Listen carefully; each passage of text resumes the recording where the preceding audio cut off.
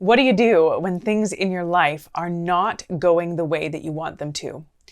Maybe you're not at the stage in life that you thought you'd be at this point. Maybe you don't have the career you thought you'd have, the partner you thought you'd have, the family you thought you'd have, the house you thought you'd have, the friends that you thought you would have, the goals that you set for yourself, you haven't reached them yet. The things that you set out to do haven't turned out the way that you wanted them to, and you're feeling kind of frustrated. You don't really know what to do with that, and you're feeling a little bit lost, maybe even a little bit overwhelmed, maybe even a little bit empty, but probably a whole lot of dissatisfied that things aren't going the way that you want them to, or at least how you thought they would.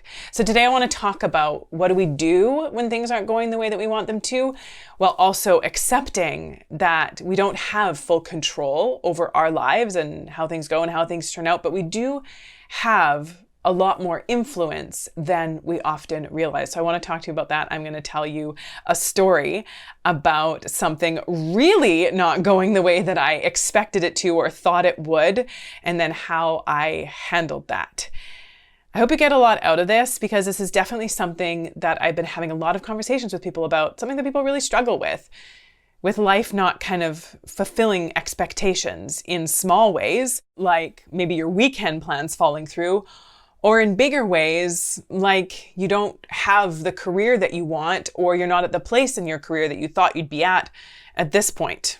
We're going to talk about all of it, and I hope you get a lot out of it. If you're new here, welcome to our incredible little corner on the internet.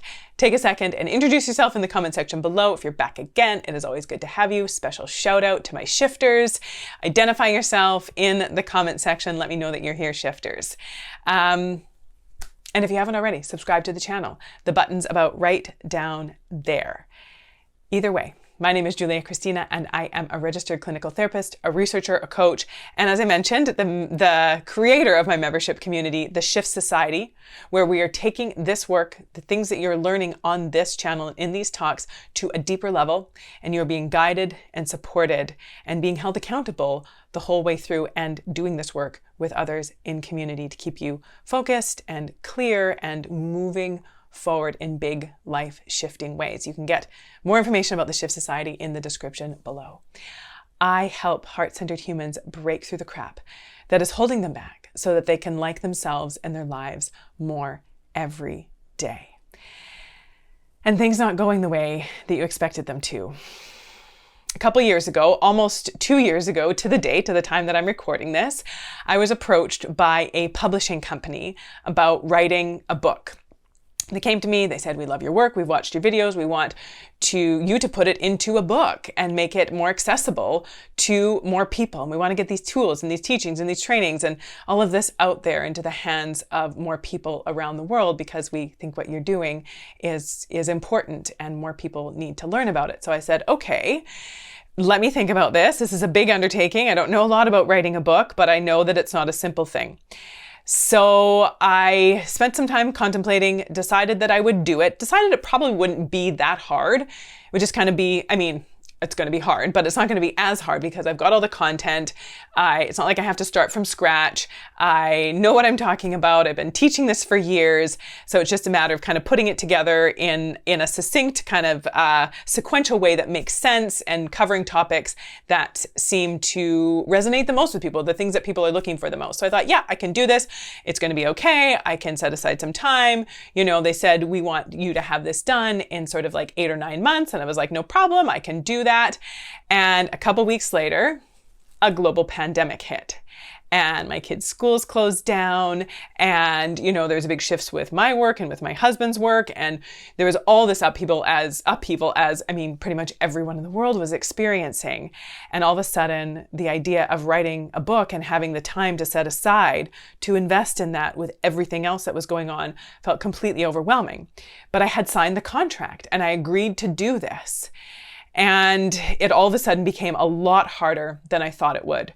So regardless of that, I invested myself into writing the book, and I put as much as I could into it, while also knowing that I wasn't in that full headspace to be sitting down and writing every day and to be having that really clear head and having that creative energy come through. Now, in all honesty, I find it easy to have that creative energy come through while I'm speaking, but writing is a whole other thing. And the interesting thing about writing is you can write how you speak, and this is what I learned in this process. You can write how you speak, but you can't write what you speak. Right? You can write in a way that sounds very conversational and very relatable and even pretty casual, but you can't write exactly what you're speaking because things like tone and inflection and cadence and all of that stuff is missing. And so it ends up sounding pretty sloppy, pretty disjointed, and it just doesn't work. But I found myself writing a lot what I was speaking, just because that's what felt easiest when my brain was overloaded with everything else that was going on. So I spent several months writing this book, and I actually had someone from the publishing company help me work through it and put the structure together. And we were kind of working in collaboration to get this thing, get this book get this work into a book. And then we started looking at final edits. So the pandemic started in March. We started looking at final edits in December, beginning of December. I started really going through the book after we'd been kind of writing in these sections, and I read through the whole book and I was like, no, I cannot publish this.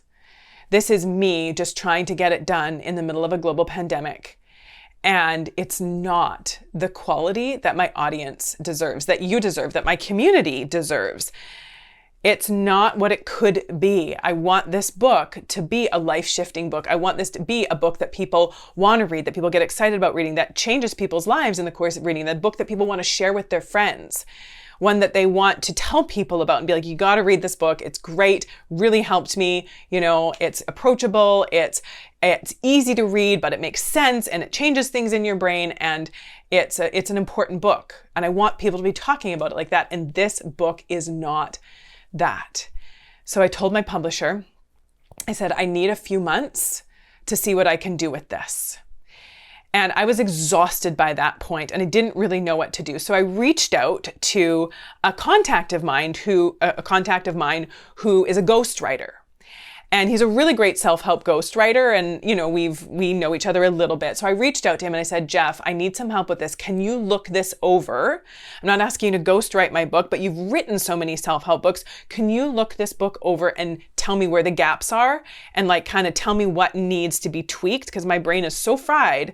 I can't see it right now, and I just need some help.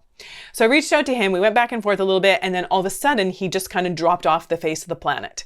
I'd been talking to him about hiring him to come in and consult with me on this book and help me get it to a place that I was feeling really good about. He dropped off the face of the planet. So I was like, okay, I don't know the book industry very well, so what do I do next? And I decided that I am going to give myself 2 months to rewrite the whole book. And I told my publisher as much. I, basically broke down how many pages I'd have to rewrite every day in order to get the book rewritten in 2 months. The content was there, but it wasn't up to the place where I knew it could be, where you deserved it to be. So that it would be that book that connected with you, that changed your brain and changed your life in some important ways.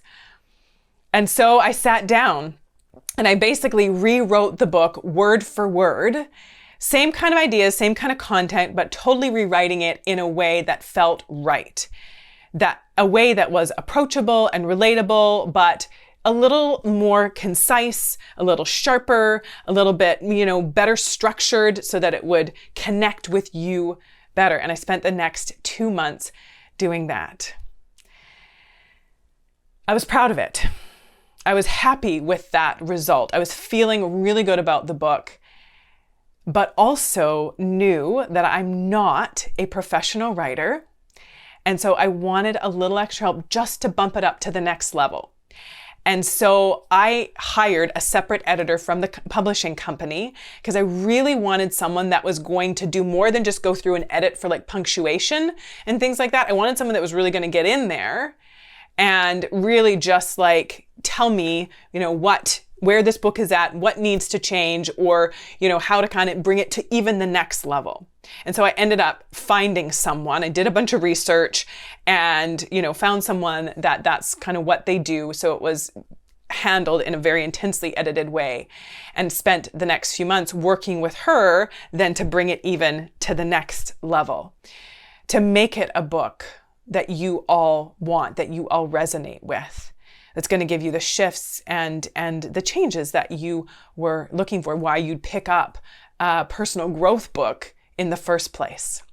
And so then we worked on that and finally just finished all of that last fall. And again, it was slow going, right? It was a lot slower going because, again, still in the middle of this pandemic, things are still kind of changing and, doing the back and forth and just not rushing through it, realizing that rushing is not going to be the thing that gets this book to the level that I want it to be at, that is this piece of work that I want it to be for all of you. Rushing wasn't going to do it. And so just slowing down a little bit, taking our time with it. And we did that and got that done last fall. And then it's been, just the process of going to the publisher and you don't need to know all this. It's kind of boring, but back and forth around that. And now I am so happy to announce that my debut personal growth book, Drive Your Own Darn Bus, is coming out on March 8th, 2022. And it is available right now for pre-order. So I'm going to put the link here where you can get it. It's available at every major online book retailer pretty much around the world right now. You should be able to find it. Drive Your Own Darn Bus. It's for sure available on Amazon, Barnes & Noble, Indigo, and a lot of other people have been telling me, a lot of other retailers. There's already a bunch of people getting it on pre-sale, so you can get your hands on it as soon as it comes out. And yeah, it is available. Drive Your Own Darn Bus. Research-backed, science-backed. It's robust in the things that I teach. And I did it in a way, and like I talked about, I spent the last 2 years making it an approachable book that is informative and helpful, but also approachable and easy to read and not complicated or overly confusing. So some intensely complex, well, not intensely complex, but some complex and intense subject matters. Like we talk about shame, we talk about people pleasing, we talk about self-confidence, we talk about boundaries, we talk about anxiety, I give you the tools, the step-by-step process tools and the tools to manage your mind and emotions no matter whoever or whatever is going on around you. So it's big topics, but presented in a way and explained in a way that is approachable and just easy to take in and understand, and also fun to read. So that was my goal with writing this book, and I think that we have accomplished that. And it's going to be available for everyone, March 8th, like I said, and is available right now for pre-sale. But I want to tell you, as I've just talked about, this did not go the way that I planned it. This was longer and harder and more tedious and more overwhelming and more frustrating than anything I've ever done before, because I was trying to do it with all these other things going on. And because realizing, didn't realize this before I jumped in, but creating something like this requires a lot more than I expected, which, can often be the case. We kind of jump into something and then we think it's going to be easy, but then we get into it and we're like, oh, this is a lot more work than I thought. When it comes to anything, when it comes to going back to school, to do a different career, right? To change your career, when it comes to getting a job, getting a new job, or just even getting your first job. When it comes to finding a good compatible partner. When it comes to saving up to buy a home. When it comes to whatever that is, these big important things that we want to do, we think that, we look around and we think it's got to be easy. It's got to be pretty straightforward. And maybe for some people it is, but for the majority of us, it's not. And so then when it takes more work and it's harder and it's more challenging and it requires more steps than we thought it would, often we get discouraged and we think, oh my gosh, what is wrong with me? Why is this so hard for me? Why does this feel like so much work for me? And then maybe we even give up because we have this illusion or this false idea that it's easy for everyone else and that it's just hard for me. Instead of understanding the truth of it is that most things that are challenging, that are big, that are, monumental, in our lives, even sometimes some easier, or maybe not easier, but smaller things, take a lot more than we think for everyone. And it's this false idea that it's easy for others and hard for me. So if it's hard for me, I should just give up because there's something wrong with me. Instead of being like, you know what if this is just harder? What if this just requires more? And if I want it, I have to be willing to take the action required to get it, even if it's longer than I thought, even if it's harder than I thought, even if it requires more steps than I thought, even if it's going to involve more failures and frustrations than I thought. What if I went into it trusting that I can do it, even if it is challenging? And there were days, to be honest with you, where I was like, I'm going to refund the advance that they gave me on this book. I don't want the money. It's not worth the money. I don't want to do this. It's way too hard. But then I took a step back and I remembered that I'm not doing this for the money because, in all honesty, it wasn't the advance that I got was not it's not like a retire and sail off into the sunset on your personal yacht kind of money. Not at all. It wasn't about that in the first place. And I had to remember that this process was about creating something that was accessible for more people to have, teaching people the tools to be able to manage their minds and emotions, so that they can go through life thinking better and feeling better and living better and having better and loving better, which ultimately creates a better world. If I could teach, I'm not going to take this on, but can you imagine if we lived in a world where at least half the population was able to manage at least half of their mind, half of the time? Can you imagine what kind of world this would be? If we were going through life with people around us who had half-managed minds. We're not going for perfection. We're not going for having it all together all the time. We're going for half-managed. And can you imagine how that would change the world? Can you imagine how that would change our own lives? And I can tell you it's changed my life significantly since learning how to manage, half to maybe a little bit more than half of my mind sometimes. And to be living like that. And how that increases the quality of our lives, the quality of our relationships, the quality of our feelings about who we are, our day-to-day, and the big picture. And so I had to remember that when I was writing this, when I felt like giving up. Why am I doing this? What's going to keep me going when things are not going the way that I want them to? What am I going to do about it? Am I going to get discouraged and I'm going to get defeated and give up? Or am I going to remind myself of why I want this, why I'm doing this?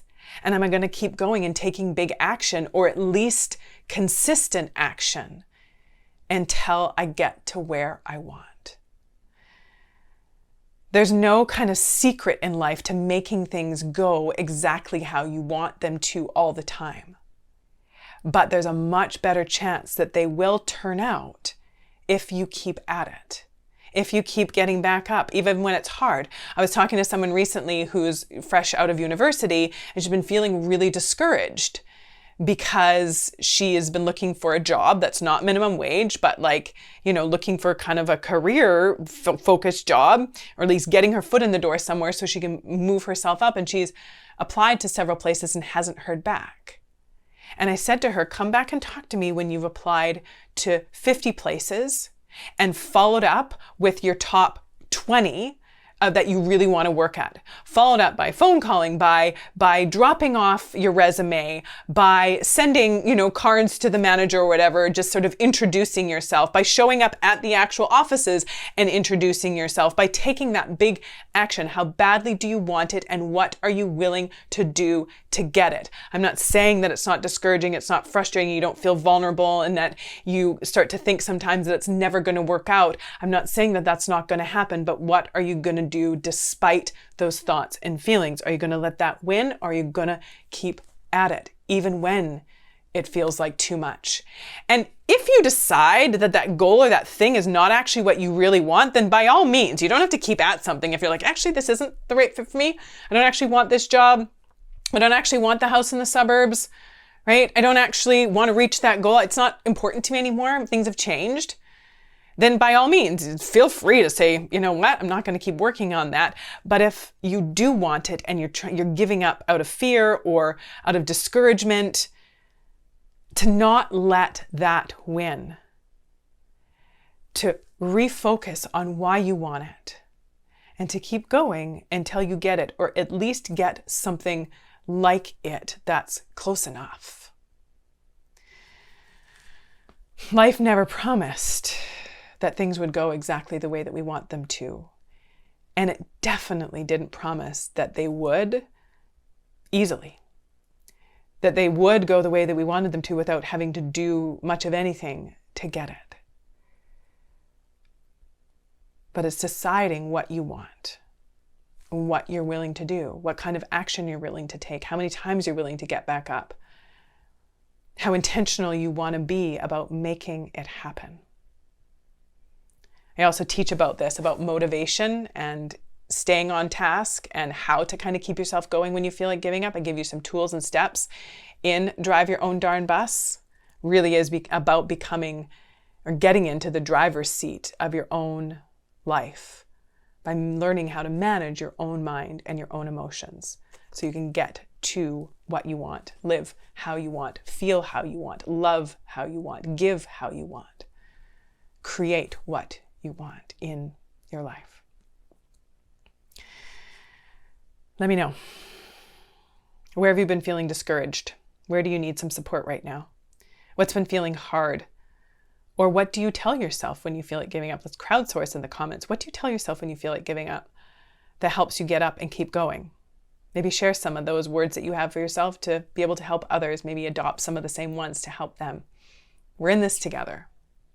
Let's be a part of this together. Let's do this together. Always good to have you here. As always, take good care of yourself. Take good care of those around you. And see you next time.